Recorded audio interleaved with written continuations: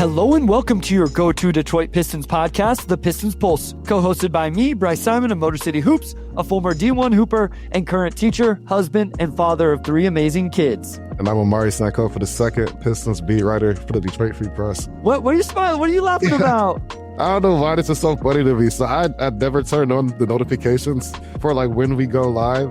So like we go live and I get the notification, and I don't know why that was so funny to me. Like this is like episode 153, and like I don't think I'd ever had the notifications on because I'm doing the episodes, so why would I have it on for my own pod? But okay, that just cracked me up. I don't know why that was so funny. I was like, hilarious. Man, what did I say? I feel like this has been the same intro for 154 episodes. I didn't change. Did I mess it up? What's going on here? So you messed up my flow here. Wes, thank you to Wes. We're always joined by him, our producer. And you need to make sure you check him and Blake Silverman out over on the Pin Down on the Detroit Bad Boys YouTube channel. Make sure you're reading all of Omari's work over on the Free Press. As Bump says, nice piece on Jerome Allen. I know, Omari, that got a lot of traction. A lot of people, really, really good article there. Appreciate on Jerome Allen. If you want to follow this Motor City Hoops Substack, you can subscribe to that. I have an analysis and notes after every single game. I will start doing notes on players when Detroit adds any, which it seems like they may, which is why we're recording when we are. So yes, YouTube user reached out to me on the Substack, and I was so excited. I don't know that I've ever been more excited to meet somebody through the social media realm than YouTube user, because he's been a part of the pods. And then I found out this person's real name and got to interact a little bit, but said, Omari going to break a very exciting minimum signing live. So yes, guys, we were going to record this morning. We talked, we decided like, hey, Detroit has to do something unless they want to throw away $20 million, has to do something by the end of the day on Sunday, whether that's a minimum signing, whether it's something big, we don't know. We're not anticipating here. Like we don't have insider information, or if Omari does, he's not telling us. But if something happens, of course, we will talk about it. But that's why we pushed it back. So Bullvine says, longtime listener, excited to watch this one live. Thank you for joining us.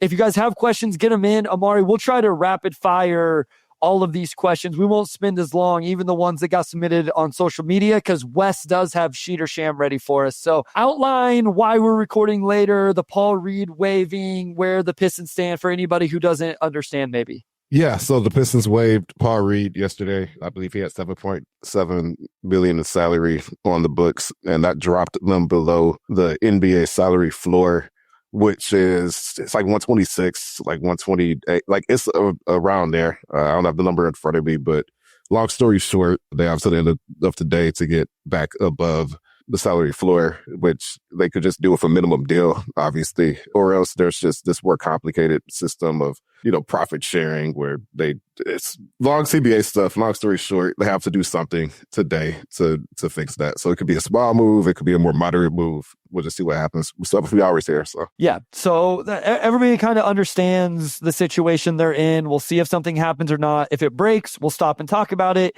If it doesn't, then we'll talk about it when it does happen or whatever. I think the biggest thing before we get into the questions is this move does seem to indicate that Detroit is going to make some sort of move between now and the deadline, whether that's a big move, whether that's a salary dumping ground for other teams to take in future draft assets, whatever it is. Yes. So, as Michael says, Keith Smith said they can just put a current two-way guy on a non-guaranteed today to make it work. That is correct. So they could just convert Cole Swider, one of those guys. They just have to get to that number, that salary floor, so that they get their share of the revenue sharing of all the other tax teams by the end of the day, is my understanding. So I assume the NBA works on Eastern time. So we are 3.5 hours from that. So if it doesn't happen while we're recording, we left 2 hours, out.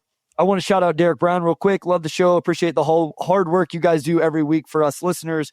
We appreciate that. And exciting here in a couple weeks, Omari, we get to share a game together. This is always one of my favorite things to do. The Pistons will play in Denver. I will be coming up there. My wife and our friends are going to come up to the game as well. They're going to get tickets and go. Hopefully I'll get credentialed, but always enjoy getting to, hopefully we'll get to go out and eat, watch the game together, hang out a little bit. Yeah, no, the Denver game's definitely one that we always have to circle when it comes up. So yeah, we'll get together, try to have some sort of food adventure. Like I don't know if like Denver is even a food adventure city. Last year we had a good meal. We did. It was called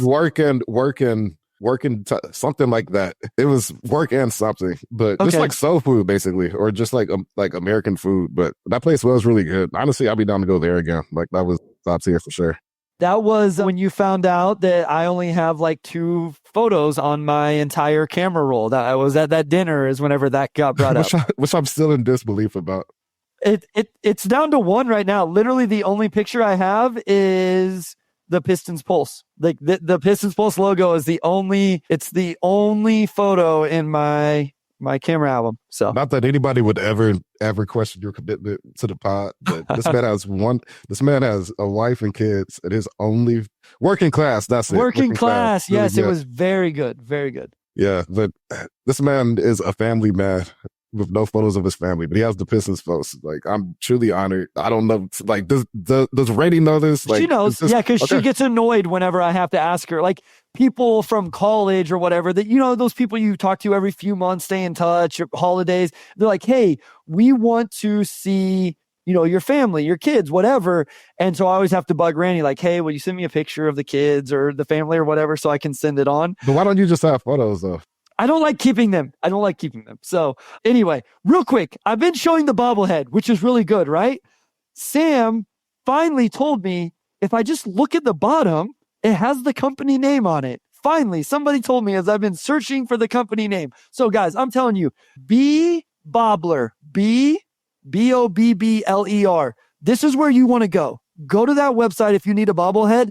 And I'm telling you, we should make these people famous because this bobblehead is really good for them just sending in a picture and them making a bobblehead off of it. So B Bobbler should be the official bobblehead maker of the NBA. And I am going to stand on that. And I think we should make it happen. That is what I'm trying to make happen right now. Because most NBA bobbleheads don't look anything close to the player. And some statues don't either. Maybe the B Bobbler should get into the statue making business. Mark Woods says, what's the actual deadline for something to be done? End of the night, I assume 12 Eastern. No, I don't think so. I think it's today. I think it's tonight is the deadline. So anyway, let's get into questions. If news breaks, we'll get into it. From Matthew Crow on Blue Sky. How much of an improvement do you think Miles Turner would bring to this team if we're able to trade Duren and Tim Hardaway Jr. for him? I also want to make note, Miles Turner will be an unrestricted free agent this offseason. Yeah, I mean, I think Miles Turner is the exact type of archetype a lot of teams are trying to get in the center, right?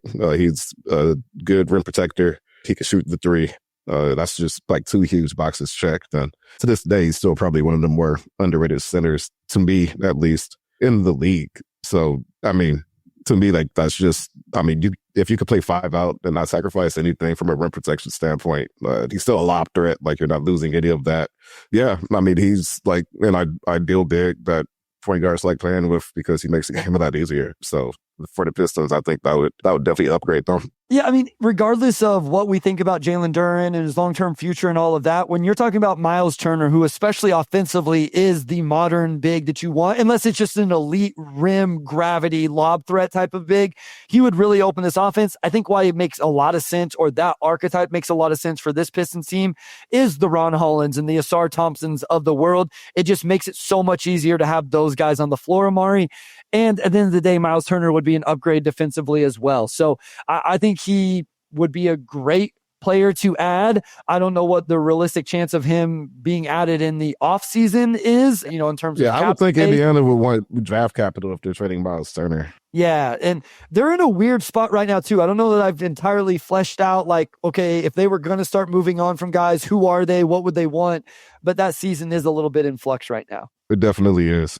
All right, from Pistons Basketball is back on Twitter. What's your take on losing the draft pick at the expense of going for the playoffs this year? So when you say losing the draft pick, is that like conveying the draft pick? Conveying. So I think it's top 13 protected. So, I think essentially whatever, you get into the playoffs. Yeah, to do it in this draft, I think would be maybe if there's any life twist in that, just because this draft is going to be a good draft. Like you have Dylan Harper and Ace Bailey and Cooper Flagg and all these guys, obviously, who could, be that next guy that the Pistons need next to Cade. But if you also are good enough to convey the pick, then, that implies that something clicked to where you probably got that type of player anyway, or something close to it. So it's like, that would be bittersweet. Like, I don't think that's inherently bad just because there's no such thing as a guaranteed pick. I mean, the Pistons could very well, like, we've seen, like, it's like draft capital a lot of times I think ends up working out better in theory than in practice.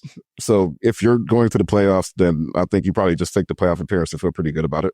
Yeah, I think, real quick, YouTube user says, unfortunately, Turner won't extend due to his contract. The Pistons just need to throw the bag. That's a great point. If they traded for him, they could not extend. He is not extension eligible based on the way he signed his extension previously with the Pacers. Listen, I'm with you, Amari. If this team is good enough to convey, then they should go for it. Like, if they can get in the playoffs, and that's not the play-in, that's the actual playoffs for this pick to convey, essentially, then that means not only has Cade Cunningham kept his level of play up to this point, it probably means that Jaden Ivey or Jalen Duren, or they made a big move at the deadline or something like that, and that draft pick maybe isn't as important.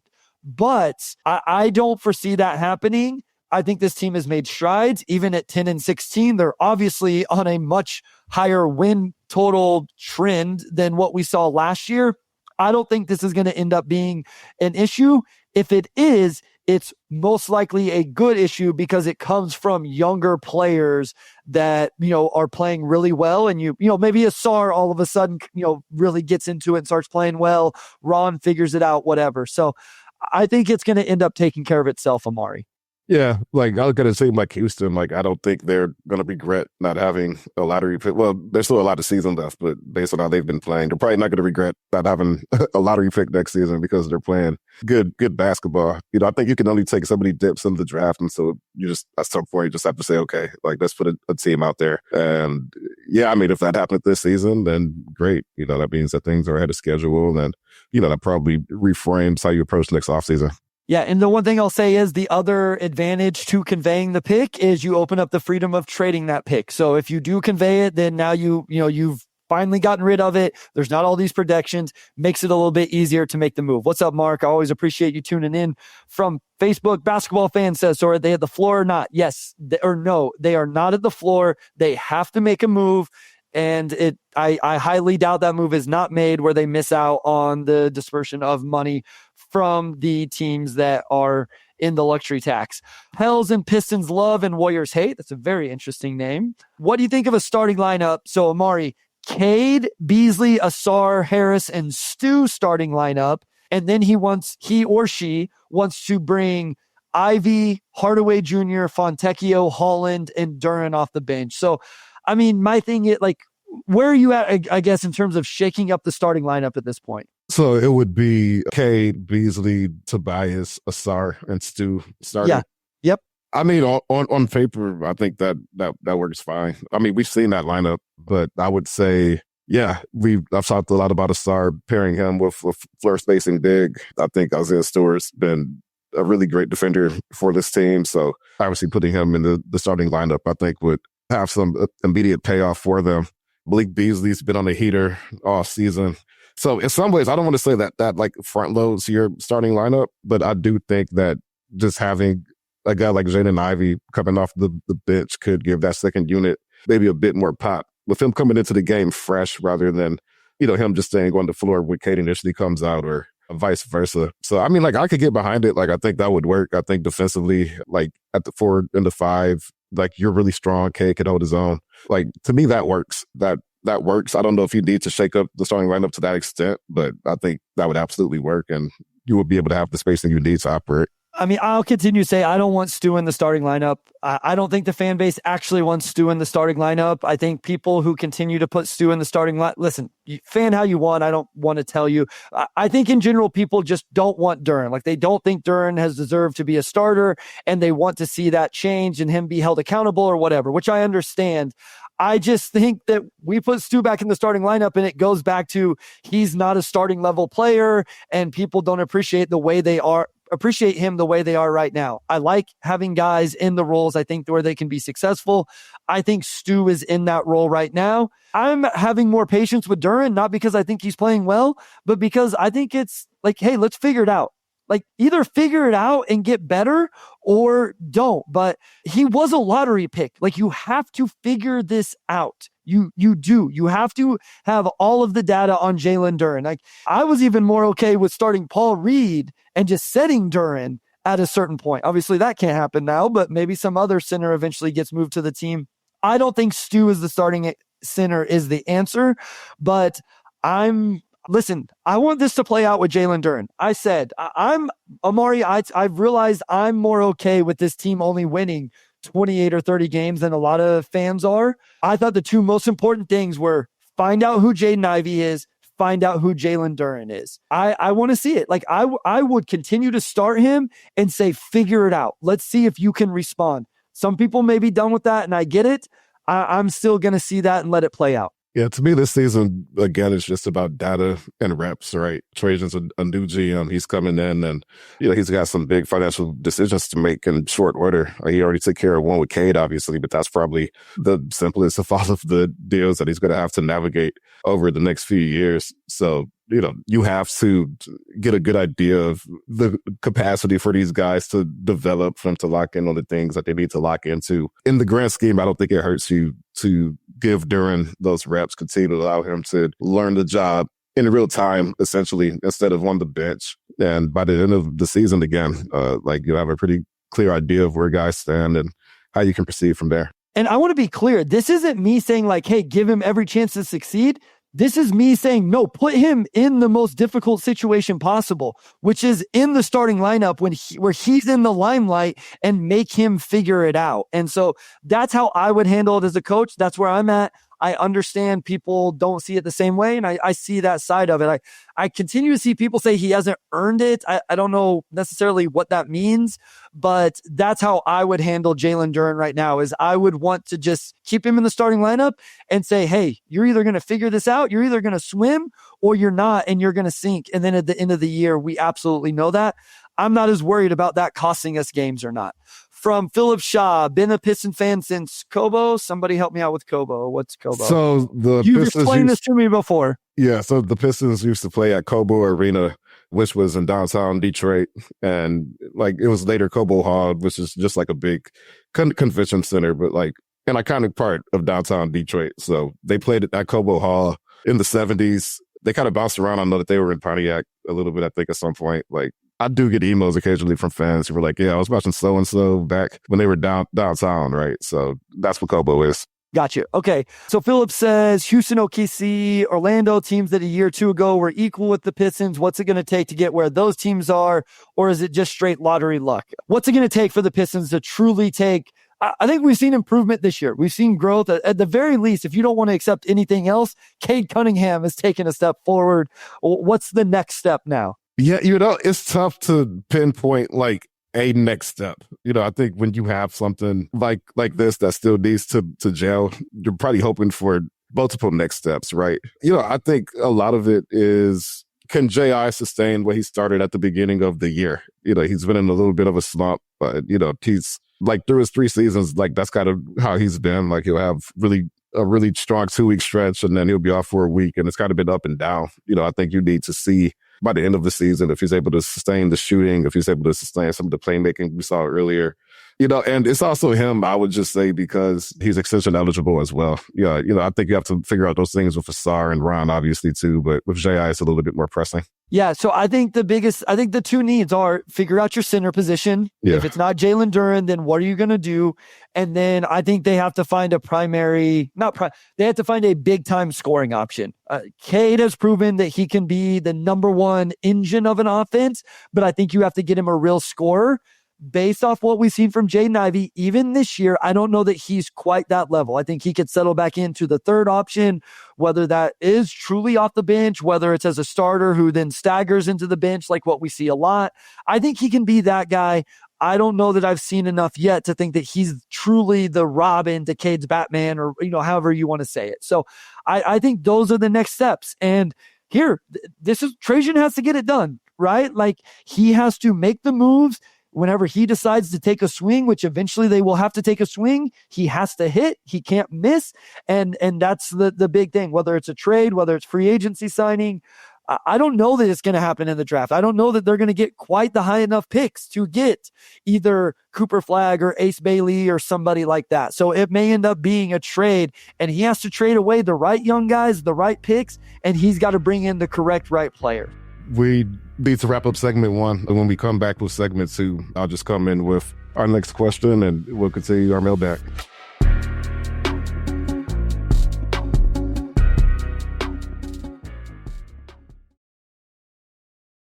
All right, we're back with segment 2. We have a question here from OOBH. Yeah, on Blue Sky. I'm on Blue Sky, by the way. If you're on there, follow me at Omari Sankofa. Yeah, Bryce is at Motor City Hoops. It's got good momentum on there. So we're active on Twitter and active on Blue Sky. So follow us on both. Should Sasser fill the Beasley hole if he gets shipped at the deadline or leaves in free agency? So that's interesting, right? Because, I think Beasley's been on the level of shooting that no one else on this team has really hit, right? But with Sass, if he could develop into that level of shooter, then I think that's probably a huge boost for this team. And I do think he has the capability to be a 40% shooter. Listen, that's the role I want him to be. If you subscribe to the Motor City Hoops Substack, you've read it in my notes over and over. The games where Sasser comes in, takes catch and shoot threes, and then is a pest defensively are the games where I think that he is in his best role. I think that's what I don't believe in Marcus Sasser as a primary on-ball guy. I don't think that's who he is. And so I don't want to see him in that role. I think he needs to play off the ball of a jumbo initiator, i.e. Cade. I think he could even play with J.I. because J.I. is big enough, especially in a second unit, and be willing to take catch and shoot threes. The issue with that is it doesn't seem like that's how Sasser wants to play. And I've said it a lot, Amari. It's not that easy to just change a player's mentality. Even a quote-unquote young player, a 21-year-old has been playing basketball for almost 10 years, like competitive basketball for a lot of these kids, guys, adults now, and they've probably played a certain way and programmed their minds a certain way. It's not that easy. No, Marcus Sasser should not start. But it's not that easy to take a Marcus Sasser who looks like he wants to play on the ball and create for himself that way and say, hey, go play off the ball and just take catch and shoot. So I don't know if he can do it, but ultimately my rule for him is make catch and shoot shots, attack a closeout, shoot that floater every once in a while, and then be a pest defensively for 18 minutes. Yeah, I mean, he's shooting 39% now. It's just not very high volume, obviously. So that's the key for him. If he can knock down within that percentage at Beasley volume, because Beasley is just getting them up at, franchise historic rates. So I like Sasser. I think he plays off the Cade really well. And we've seen him get hot as a shooter in swing games with his shooting. So if he could do that in an expanded role, then I don't think that replaces Beasley, but I think it at least makes you feel a little bit better just knowing that you have someone who can give you some of that. All right. So the next question is from Derek Brown. Says, do you think Trajan's long-term plan is to have Cade at the 1, Asar at the 2, Holland at the 3, have everybody over 6'7"? If so, do you think that lineup could work? I don't know. You can speak to the first part of it, but for the second part, do I think that lineup could work? Not until they become better shooters. So, I think that lineup's really intriguing because defensively, it would be so much fun.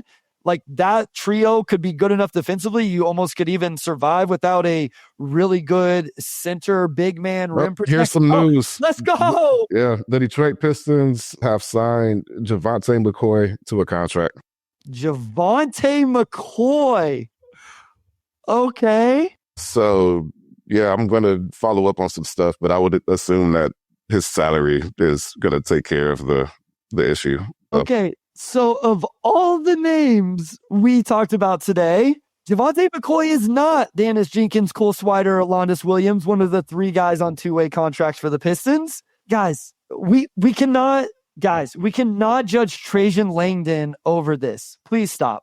Guys, if you spam the chat with Trajan takes over this, please don't. Just please don't. Let the situation play out. This is my pitch. And I kind of tweeted about this. No, Kyle, stop. You do not mean to do this. Listen, let's let it play out. Let's see what happens. We have no idea what the next move is. Wait and see what happens. Wait and see if he makes a big move. Wait and see. Yes, this is all this is to make $20 million for today. And listen, you know what? I don't know how all of this works, but maybe Swider wanted to, because like Javonte McCoy probably gets cut as soon as they make the trade. So like, I don't know how exactly the money aspect works, but maybe staying on the two-way, he ends up making more money. So yes, we knew today was not going to be the big move. We didn't know that. We assumed. Let's just wait and see what the actual move is. Amari's having to do some work. This was my one worry about this. Derek Brown, back to your question. I don't think we need to break this. Wes, do we need to break down Javonte McCoy? I don't have anything to break down. Yeah, I don't have any Javonte McCoy. He's already 26 years old, played at Boston University, played in a few summer leagues, including with Detroit this last year, where he shot 14% from three. Yeah, there's not a whole lot of Javonte McCoy stuff here. Yeah, I guess I'm with thoughts on him next week when we record, probably. So Steven Sugg says, I think we're all reacting like this is the trade deadline. We have 2 months. Almost, a little less. So the Paul Reed thing is interesting. I will say the way Vicini explained it to me is they are saving a little bit of cap space still by making this move now compared to waiting till January 10th. Whatever it is per day, you can figure that whatever the proration is there, they are saving. Was it Wes probably $1 million or something like that for a month? If it's a $7 million contract on roughly 6 months of a season. No, I'm saying if they cut him January 10th as opposed to cutting him yesterday, Kyle. But anyway, okay, we can't do the Paul Reed thing. So next question. This one, perfect timing here. This was from a non-Pistons fan. It said, as one of the poorest three-point shooting teams, why do you all hoist just as many good shooting teams? Possession and good shots aren't always three. The only reason I put this one in here is just to look where this team was in terms of three-point percentage, Amari, and get your thoughts. So they're 16th, actually, not one of the poorest teams in three. I assume this was somebody that just watched the Celtics game. They're 16th in three-point percentage and 16th in three-point attempt rate. I honestly feel like this team has been where I assumed they were going to be in terms of three-point stuff. Yeah, they have some guys start off a little cold, right? Tobias start the year a little cold, and Tech start the year a little cold. But both of those guys have trended up. And yeah, I was actually just looking at their shooting numbers the other week, and that they've been fine. They've been fine shooting the ball. But I think they still have room for improvement on that end too. Cade, he's been, I think, getting a lot more threes up. They're making adjustments in real time. So, I think some guys who have not shot it well are going to shoot it better and better. So one last thing here. I will address this. You cut a serviceable big with 20-year-old out, fouls out every game as your starter, then brought in who? 1, Duren is back, it sounds like. 2, we don't know who they brought in.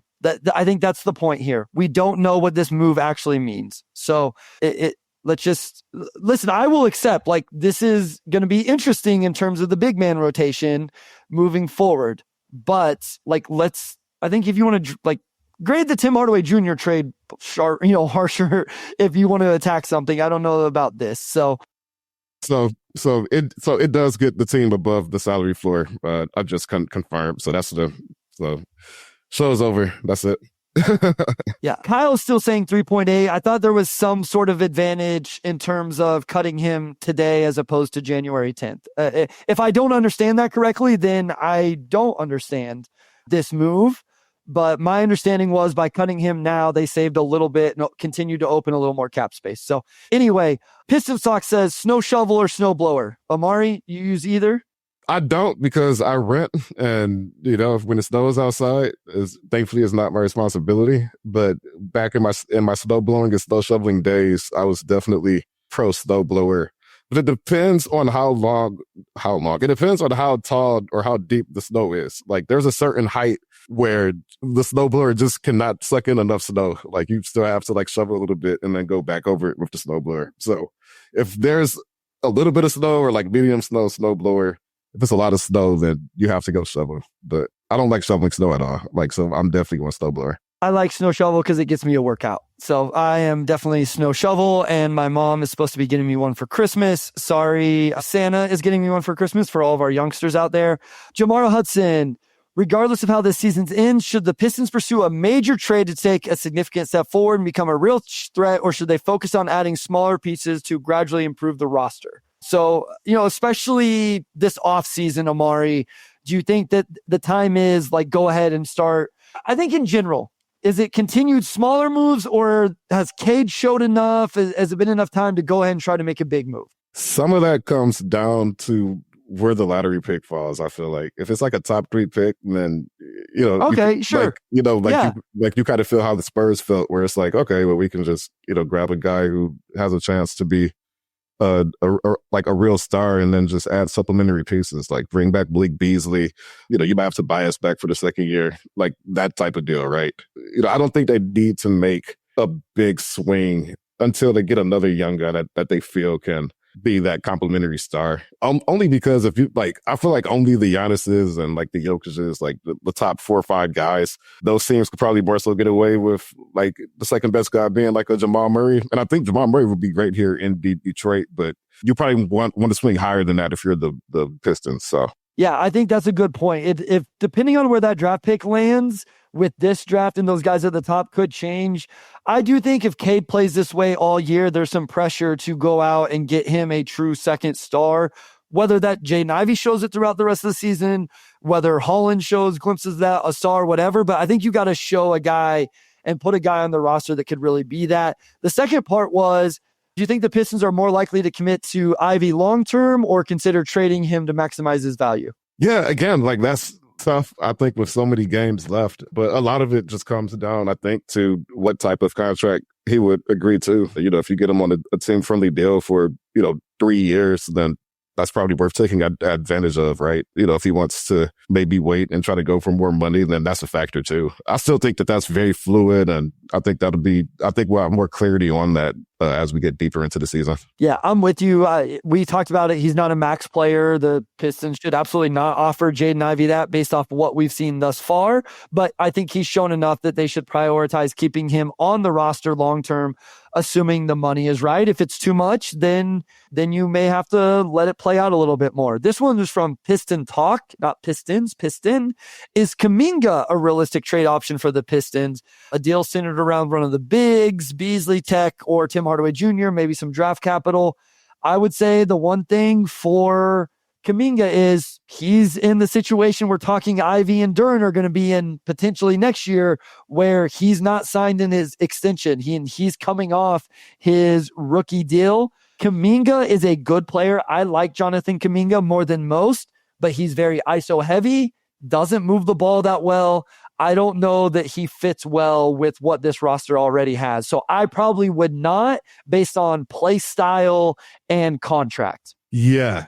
Adding another guy that you have to make a decision on relatively soon, especially one who, I feel like he shot the three better in the past, and his volume's a bit up this year with his row increasing, and he's only 31% from three.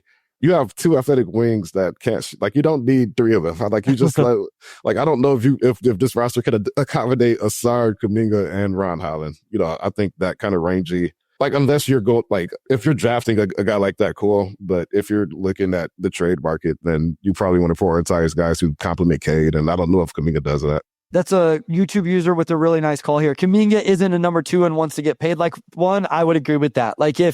If he wants to get paid, I don't think he's a number 2 option either. Brian says Miles Turner. Yes, we did talk about Miles Turner at the top. So we'll get to a few of your questions here live. And then Wes does have Sheet or Sham ready for us. And we will get to play, since it was not a major move that we needed to spend a lot of time on for the Pistons today. So that will be fun. We haven't played Sheet or Sham for a while. So Eric Manuel says, any chance of getting Julius Randle, Keegan Murray, or Jarris Walker? I would say absolutely not on Keegan Murray. I don't know why the Kings would move him. I mean, obviously it'd be awesome. He can really defend. That's kind of been the end of the floor he's been really good at. Jarris Walker, I don't see why Indiana would do that. I don't think so either. Especially if you lose Miles Turner, or you're facing the prospect of losing Miles Turner. That's your Miles Turner replacement, I feel like. I don't know if he's a 5 as much as a 4, but either way, I don't think you trade a guy like that so early in his career.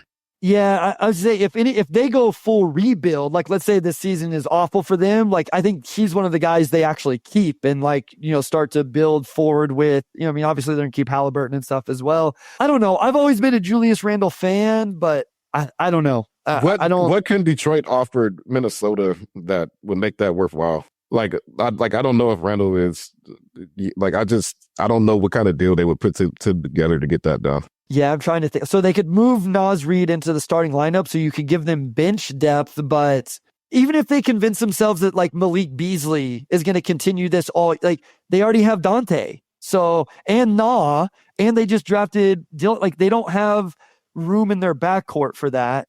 It would almost have to be Stu, I feel like. Yeah, would probably have to be Stu. And, you're probably going to need another center, unless you feel good about Randall as a small ball five. But especially with his contract situation, like if you're the Pistons, it would have to be, I think, a pretty Pistons-friendly deal to make sense. Yeah, Fontecchio maybe just a bigger wing to add to their mix of guys. So I mean, Randall's still having a good season. Like it's not like Minnesota, like they've bounced back defensively. They've been like the top defensive team over the last couple of weeks. Like I don't know if they, like if you're trading Randall, you probably want a guy who's at least starting. Like in my mind, you probably want somebody who's going to play a bigger role in the rotation than like Tech. So Michael says, this comment might get stale fast. I assume this was before what we announced just a little bit ago, but do we expect Asar to be the third big? Listen, I mean, depending on the matchup, I'm cool. We've seen some of those minutes. I'm okay trying it out. Again, here's the disconnect for me. I have much more of an appetite for this team still trying to figure things out than most of the fan base does. And I understand that. I understand we've got a little taste of winning here. People want to continue to see it. I'm cool with some Asar at the 5 minutes just to see what it looks like. Not against the Nuggets, against Jokic, but when Jokic is off the floor, if you want to try to get him there, sure. I see people saying Bobby Klintman. I didn't see Bobby Klintman as a 5-man coming out of the NBL, but I mean, you can make the same argument about Asar. Bobby is actually taller, pretty skinny, but yeah, I mean, I am okay with some of those minutes of Asar there until they hash all of this stuff out. Yeah, I mean, why not? He can rebound.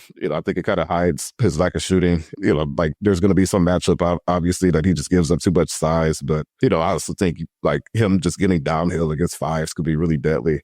And yeah, I guess it comes down to your tolerance for, potentially ugly basketball or, potentially, unconventional to the point where you wonder if it's worth trying basketball. But I like it. I think Asar can rebound.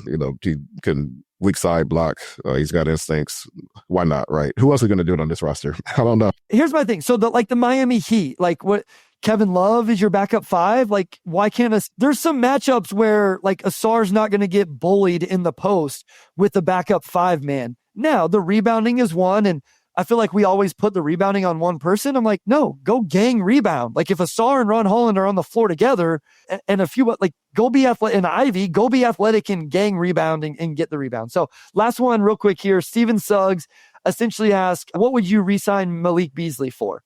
I actually asked Keith the other day, I wanted the Pistons to use their cap space in the way the Pacers did for Turner, but that's not actually legal. You can't do it on a 1-year contract, which I assumed was the case. I would love to keep Beasley around. I don't know what his market will be this offseason. We saw teams be real, uneasy using their MLE, and at least not all of it, especially now they can essentially be used as a trade exception, which is another talking point with why the Pistons needed the cap space they have to be that third team in some of these trades. I wouldn't mind signing Beasley to a multi-year deal, though, at the right number. I was going to say, if you could do like 340, like I feel like that would be too friendly in favor of the Pistons. Like, I don't know if 13 a year now is like really good role player money, like for a guy who's shooting 41% from 3 on his volume.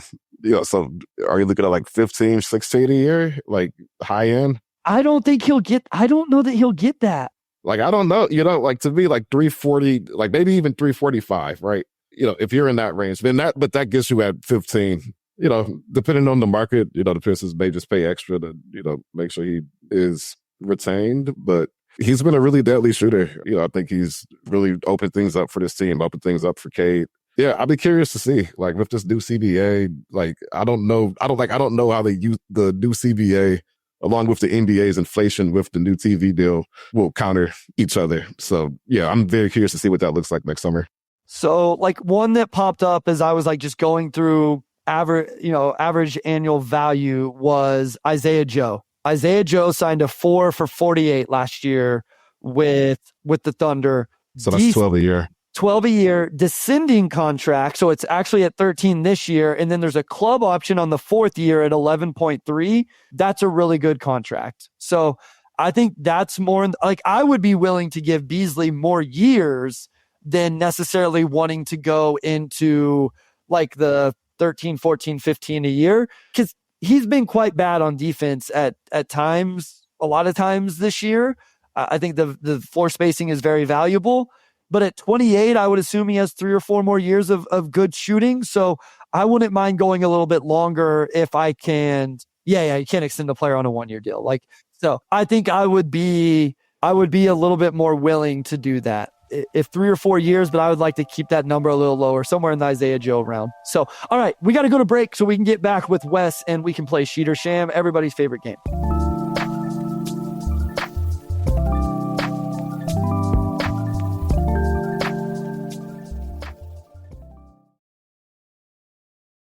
All right, we are back with segment 3, and we haven't done Sheet or Sham in a while, so this should be fun. We're gonna bring in Wes. Wes, how are you? I'm doing well. I figure since it's been so long, we should probably do the recap of 1, how the game works for all the listeners, but then 2, where things stand between you guys, because I do still have the standings, and it is close. Bryce, you've got 5 wins. Omari, you've got 6. So technically, we could get a tie here after this one. For everyone listening, if it's been a while, so this is just true or false. Sheet is true. Sham is false. I'm going to read out some sort of fact, some sort of stat, and then you guys, obviously, you're going to tell me if it is Sheet true or Sham false. We do, reminder for you guys, Bryce and Mari, we do have like a phone the chat option. So if you're stumped and you want to just have the chat tell you what answer they think it is, you can go ahead and do that and get a little extra time to field those responses. But other than that, I think we're ready to roll. Real quick, LaCronch asked Buddy Hield contract. Buddy's is actually even less than Isaiah Joe. Buddy got 4 for 38, essentially. It is ascending and is a player option on the 4th year. Buddy's also much older, but you're looking in the realm of 8 to 12 mil for those guys. So sorry, Wes, just real quick there. No, all good. All right, so I'll ask the first one here. Omari, since you got the lead, I'll throw it to you first, and then we'll go to Bryce. But Sheed or Sham, Ron Holland is top 10 among rookies this year for both total points and total free throw attempts. Top 10 for both. I'm gonna say Sheed. I'm gonna say Sham, that he's there for free throw attempts but not points. Well, you're getting specific. I like it. It is Sheed. He is for both. It's narrow. Okay. So for free throw attempts, he's 10th. He is 9th for points. Just some other for the totals. He's kind of right in that range for most everything. 12th in steals, 12th in rebounds, 22nd in assists. On the negative side, 10th for turnovers. Interesting. Yeah. You know, I thought it would probably be like on the cusp, but just this rookie class, like a lot of guys have just not really gotten the opportunities, or, you know, they're not guys who really get to the line. And Ron, you know, I think has gotten to the line at a good rate for his size. So. And unfortunately, probably the front runner for Rookie of the Year is going to miss some time now. So yeah, awful. For sure. All right, we'll go to the second one. We're going to get into some bigs. A couple questions here about the Pistons bigs. So Bryce, Sheed or Sham, according to NBA.com, Jalen Duren has the 14th most turnovers by a center in the NBA.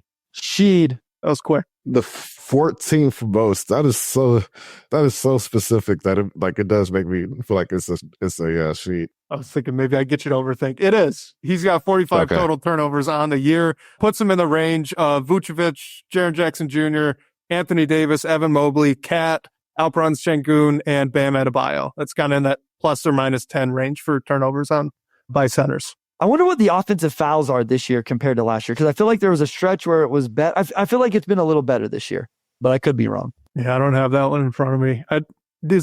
Would you be able to find that on like... NBA.com has tracking. I don't know if that's the tracking stats. They have it somewhere though. I'll try to look that up probably when we get done. But all right, so sticking with the bigs, this one going to you first, Omari. Isaiah Stewart is among the top 10 centers for blocks. Ooh, top 10. So now I'm in my mind. Total I'm blocks. Like, how many? Yeah, not per game, just so total blocks. Total blocks. Yeah. Sham. Total blocks? Yep. I would also say Sham. It is, but he's close. He's 11th. Really? Wow. I would not have guessed that. Wow. Good for Stu. Wow. So I wonder if he's played the least amount of minutes out of anybody in the top 10. Yeah, because I'm gonna say like Gobert's higher than them, I'm sure. Jaren's higher than them, I'm sure. Vic, Turner, Walker, Vic, Kessler. Yeah, Turner, Kessler. Chet's been hurt. Yeah, Chet's not in the top. Yeah. So it looked like Claxton's probably up there. I would guess. Klingen's the one that actually stands out for not having very many minutes. Looking at he has played in every game. That's true. His minutes, though, I mean, whenever you look at his minutes compared to some of these guys, he's played 571. Lopez is over 800. AD over 800. Giannis and Rudy over 800. Like, he's right behind Giannis and Rudy and has played almost 250 less minutes. So, interesting. Okay, good for Stu. You are getting dangerously close to jumping the gun on the next question, though, Bryce. So hopefully, oh, my bad. I don't know if you're going to get this one now, but Sheet or Sham, Jalen Duren has played more minutes this season than Isaiah Stewart. You're just looking at Stewart's minutes total. Yeah, no, I was on NBA.com stats, so I was just. Man, I feel like their minutes have got to be pretty close. Say that again. Okay, so Jalen Duren has played more minutes than Isaiah Stewart. Yep. I'm gonna say Sham. I'm gonna go Sheet. You go Sheet. It is Sham. All right, so Stewart 572, Duren 550. The reason you are so close is on the total blocks. Duren's actually right behind Isaiah Stewart. He's sitting at 18, so he's kind of right in that same range. I didn't scroll far enough. We are tied right now, by the way. You guys both have 3 points. This next question is going to Amari. It's our last one, but I do have an extra bonus question if we need a tiebreaker, as always. So, Amari, you first. Cade Cunningham plays fewer minutes per game than Trae Young and Damian Lillard. Sheed. You said less minutes? Yeah. Sheed.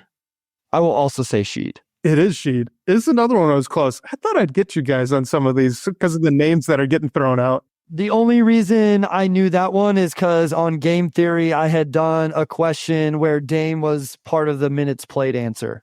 So I knew Dame was playing a ton of minutes. So I cheated on that one. All right, well, here's where they all stand. So Cade's at I went off of vibes and just vibes. Well, all right. So Cade's at 35.9, Trae 36, Dame 36.3. So like they are right there. Yeah, because I was going to say, I know Cade is not at 36. I didn't realize he was that close, but in my mind, I'm like, I know Trae and Dame are both at 36 or higher, and I didn't think Cade was like quite there, but he pretty much is there. Where does that rank in terms of the NBA as a whole? I was up there. I think it was top 15. I can't remember if it was higher than that, though, off the top of my head. Yeah, so looking here, maybe Dame was actually in something else, and I just made that up. So Dame was 12th. Trae's right ahead of him. Yeah. Oh, yeah. It was Fox. So I got lucky there. I was actually thinking of De'Aaron Fox. De'Aaron Fox plays a ton of minutes. So. Well, that was just cool, I thought, because you guys have talked in the past about Cade needing to get the minutes up, right? If he's going to be that star, he's got to get up close to 36. And it seems like he's actually doing it. I mean, a lot of the things, he's at 36 minutes. He's at 38% from three. He's over 9 assists per game. Over 7 rebounds. Yeah, a lot of I think that's been an underrated aspect of his improvement this year. He was really good, his rookie year rebounding? Yeah. Not and really then last year, I think he only averaged like 4. 4, yeah. So, his rookie year, 5.5. The next year, he only played 12 games. But then last year, that actually fell to 4.3. So while the scoring is up about a point, the assists are up almost 2. He's up almost 3 rebounds per game. And specifically 2.4 on the defensive end. So along with the blocks as well. So yeah, interesting. All right. We got one for a tiebreaker then. Who wants it first? This is our bonus extra question. Who wants to get the first answer? Yeah, I'll let Amari do it. All right. So the Pistons have been in a lot of close games this season. Cheat or sham, the Pistons are in the top 5 for the most clutch minutes. Total clutch minutes as a team this season. So on NBA.com, clutch is minutes played in games where there's a score differential of 5 points or 5 points or fewer with 5 minutes or fewer left in the fourth quarter. Those are clutch minutes. So are the Pistons top 5? Seed. I'm going seed. All right. I won't make you come up with another question, so I'll stick with sham. Wait, it is sham. Yeah. They're 8th. They've played 54 really tight minutes so far this year.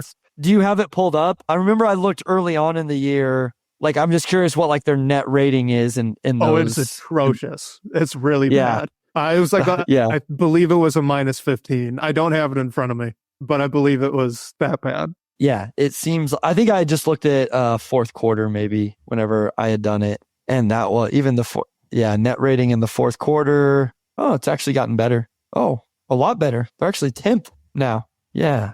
All right. Now I'm definitely interested. Team clutch stats. I love that the victory lap Bryce is taking for tying up our series of Sheet or Sham is just looking at more stats.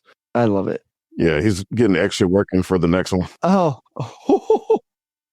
Negative 21.5. There it is. That's what I was remembering. Wow. 97.3 offensive rating, bottom 4, and bottom 10 in defensive rating. Interesting. Yeah. Huh.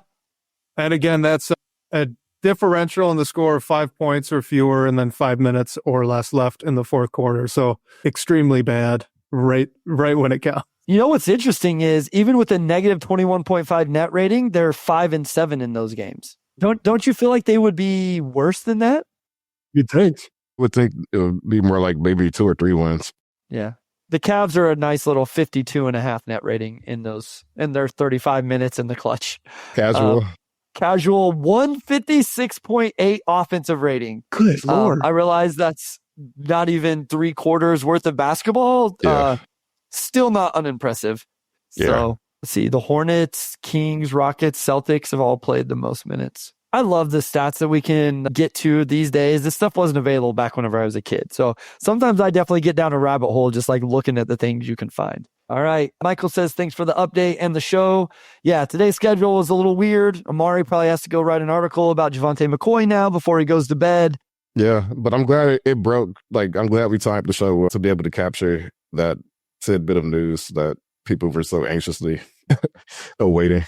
Yes, 100%. You know what? Listen, we've done pretty good. This is about 3 times now where news is broke, right? We've had Keith on and it's happened. So listen, it is what it is. Still probably points to a move later on. Massive news. Yes.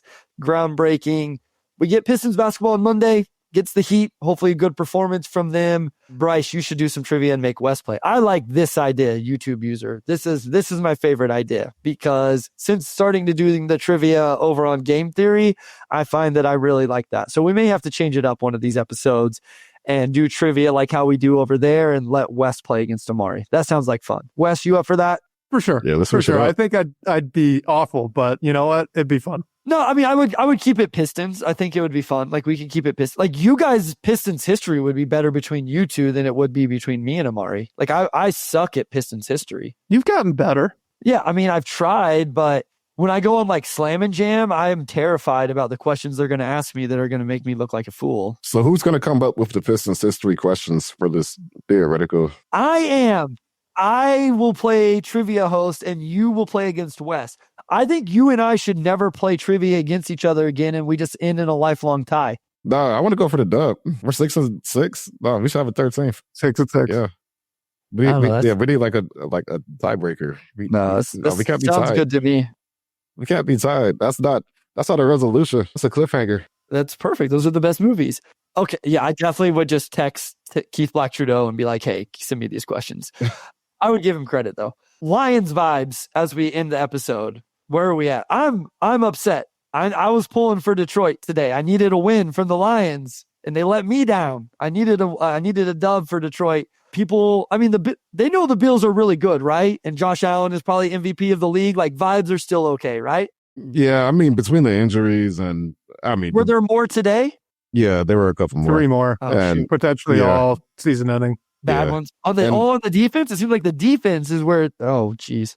Yeah, and the Lions have already gotten a couple wins out of their last few games by like the skin of their teeth. So like they were due at some point. And if you're going to lose, you might as well lose to one of the teams that could conceivably beat you, right? Like that's an elite team. So yeah, the Bills are awesome. So they are really good. They're one of the best 4 or 5 teams in the league. Maybe the best. I'm just saying, like, they're in the same realm as the Chiefs, as the Lions. So not a bad loss. I don't know. What's the NFC standings look like? Are they still right there for the 1 seed in the NFC? Who's right on their heels? So Philly's tied with them, and they've got the tiebreaker right now with conference record. Okay. Yeah. And then the division is tough, right? Is there any chance they Vikings lose are 11-2. Okay. That's really it. Packers are 9-4. All right. So they got to figure some things out the last 3 weeks, but I was pulling for them today. I needed them to pull that one out so we can give Patrick Mahomes some time off with this foot ankle injury, but it is what it is. So, all right, we will be back sometime. We actually have to talk about that after the episode because Christmas break is coming up for some of us and internet's not always best at in-laws. So we will figure that out. Otherwise, Wes, thank you for Shoot or Sham. Amari, take it away. Yeah, big thanks to everybody for joining us. And I'll close this out. Big thanks to our audio producer, Robin Chan, our editor-in-chief, Nicole Avery Nichols, and big shout out to Wes, as always. And we'll talk to you all next week.